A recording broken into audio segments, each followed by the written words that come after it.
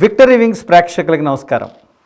ఈనాటి మార్నింగ్ మోటివేషన్లోకి వెళ్ళే ముందర ఇందాక నాకు ఒక మిత్రుడు వెంకీ అని అతను కలిసి, సార్ హనుమాన్ అని సినిమా చూశాను, చాలా బాగుందండి అన్నాడు. అంటే నేను ఆ సినిమా ఏమిటి దేని గురించి అని తెలియదు, కానీ అతను హనుమాన్ అన్నాడు కనుక మన మోటివేషనల్కి హనుమంతుల వారి యొక్క చరిత్ర మనందరిలో కూడా ఎంత ఇన్స్పైర్ చేస్తూ ఉంటుందో మచ్చుతనక ఈరోజు మనం చెప్పుకుందాం.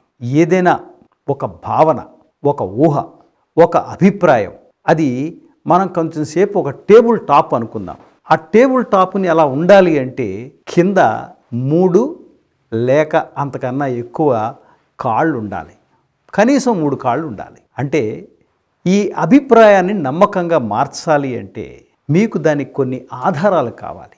ఆ ఆధారాలే ఈ కాళ్ళు అన్నమాట. ఈ కాళ్ళు ఎన్ని ఎక్కువగా ఉంటే మనిషి యొక్క శక్తి అంత అద్భుతంగా మారుతుంది. అది నెగిటివ్ కావచ్చు, పాజిటివ్ కావచ్చు.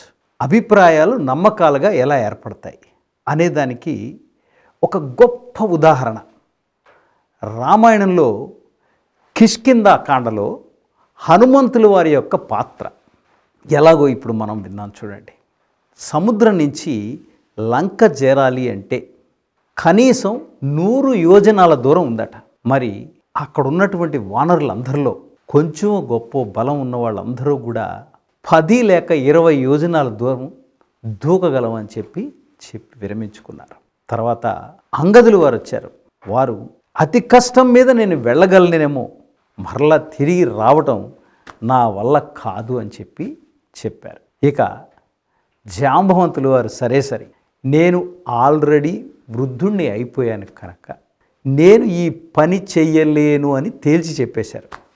మరి అవతల సుగ్రీవుల వారి యొక్క ఆజ్ఞ ఎటువంటిదో తెలుసున్నవాడు కనుక జాంబవంతుడు ఎవరిని పంపించాలి అని చూస్తున్నప్పుడు విచారంగా నేను వెళ్ళగలనో లేదో అని ఒక విచారవదనంతో కూర్చున్నటువంటి హనుమంతుల వారి దగ్గరికి వెళ్ళి ఈ పనికి నువ్వే సమర్థుడు అని ఆజ్ఞాపించారు. వారు చెప్తారు, నాయనా దీనికి నువ్వే సమర్థుడు అని ఎందుకంటున్నానంటే, నువ్వు వినతా కాశ్యపులకి పుత్రుడైనటువంటి సర్వ పక్షుల్లోకి కూడా ఉత్తముడైనటువంటి గరుత్మంతుడితోటి సమానమైనటువంటి వాడు అని చెప్తారు. తేజస్సు బల పరాక్రమాల్లో సుగ్రీవుడు రామ లక్ష్మణులతో సమానమైన వాడు అని చెప్తాడు. అంతేకాకుండా నీ తల్లి అంజనీదేవి అపురూప సౌందర్య రాశి అప్సరస. ఆమె అందానికి ఆకర్షితుడైనటువంటి వాయుదేవుడు కూడా తేజస్సులో, శక్తిలో, బలంలో, పరాక్రమంలో, లంఘించడంలో, దూకడంలో కూడా తనతో సమానమైన వాడువని నీతో చెప్తాడు. ఏ శస్త్ర అస్త్రాల చేత కూడా చంపబడవని బ్రహ్మ యొక్క వరం నీకుంది అని జాంబవంతుడు హనుమంతుడికి చెప్తారు. అంతేకాదు, నువ్వు చిన్నప్పుడు ఆకాశంలో ఉన్నటువంటి సూర్య భగవానుల వారిని ఫలంగా భావించి 300 యోజనాల దూరం వెళ్ళి అక్కడ ఇంద్రుల వారు తమ యొక్క వజ్రాయుధంతో నేను కొట్టినా కూడా కొంచెం కూడా బెదరకుండా ఉన్నటువంటి గొప్ప వ్యక్తివి అని చెప్తారు. ఇలా ఆయనలో అనేక నమ్మకాలని, ఆయన అభిప్రాయం వెళ్ళగలనా లేదా అనేటువంటి దానికి ఈ రిఫరెన్షియల్ ఎక్స్పీరియన్సెస్ వారికి చెప్తూ ఉంటారు. దీనిలో జాంబవంతుల వారి యొక్క ప్రజ్ఞాపాఠవాలు నిజంగా గొప్పగా చెప్పుకోతగ్గవి.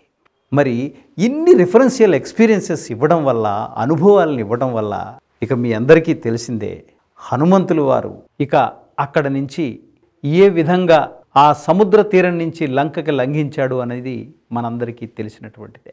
ఇలాగే ఒక అభిప్రాయాన్ని, దానికి రిఫరెన్షియల్ ఎక్స్పీరియన్సెస్, అనుభవాల్ని చెప్పేటువంటి విధంగా చెప్పగలిగితే హనుమంతులు వారు ఎంత శక్తివంతులయ్యారు, ఎలా వెళ్ళారు, వారిలో ఉన్నటువంటి రియాలిటీని ఎలా పైకి తీసుకొచ్చారు అనేటువంటి. అలాగే మన అందరిలో కూడా నిగూఢంగా సబ్కాన్షియస్ మైండ్లో చాలా గొప్ప తెలివితేటలు ఉంటాయి. మనం దాన్ని దేనికోసం ఉపయోగించుకుంటున్నాం అనేటువంటిది మన విజ్ఞతకే వదిలేసుకోవాలి. అది కనుక చేసుకున్నట్లయితే ప్రతి మనిషిలోనూ ఒక హనుమంతుడు ఉన్నాడనేది ఈనాటి మోటివేషన్. సో ఈ విధంగా హనుమాన్ అనేటువంటి సినిమా నేను కూడా చూడలేదు, బట్ బాగుంది అనేటువంటి మంచి టాకు నా మిత్రుడు చెప్పడంతో దాని మీద ఈరోజు ఈ విధంగా హనుమంతుడు మనందరికీ కూడా నిజంగా మోటివేషనల్ గురువు.